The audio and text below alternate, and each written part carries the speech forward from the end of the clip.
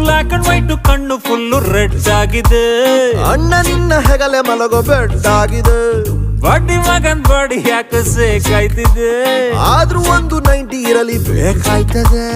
ಎಷ್ಟೇ ಟೈಟ್ ಆದರೂ ಸ್ಟಡಿ ನಾವು ಇಬ್ಬರು. ಯಾರೇ ಏನೇ ಅಂದರು ನಾವು ಎಣ್ಣೆ ದೋಸ್ತರು. ಗುಂಡು ಹಾಕೋದ್ ಗಂಡು ಮಕ್ಳ ಒಳ್ಳೆ ನೇಚರು. ಎಣ್ಣೆ ಬೇಕು ಅಣ್ಣ, 12 ಚಿನ್ನ.